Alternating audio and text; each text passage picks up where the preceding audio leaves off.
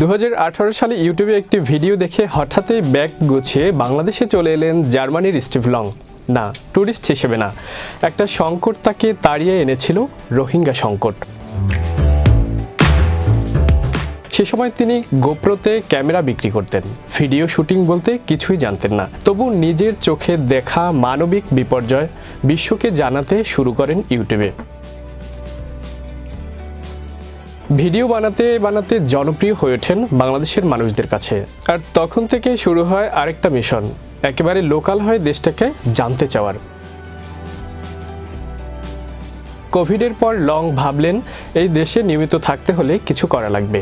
তখনই খেয়াল করলেন বাংলাদেশে একটা জিনিস প্রায় নেই, চিনি ছাড়া স্বাস্থ্যকর ইলেকট্রোলাইট ড্রিঙ্ক। আর সেখান থেকে জন্ম নেয় স্ট্রাইকার, বাংলাদেশের প্রথম চিনিশূন্য মিনারেলস সমৃদ্ধ পানীয়। জার্মান মানের formula, potassium, magnesium, calcium, sodium সবকিছু ঠিকঠাক, চিনি এক ফোঁটাও না। স্বাদেও ইউনিক, আম, কমলা, স্ট্রবেরি, তরমুজ, ব্লু রাসবেরি। আর দাম মাত্র 100 টাকা, কারণ সবকিছু তৈরি হচ্ছে বাংলাদেশেই।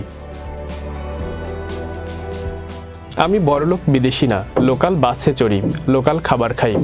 এই মানুষটাই এখন চান বাংলাদেশ যেন স্বাস্থ্যকর পণ্যের পথপ্রদর্শক।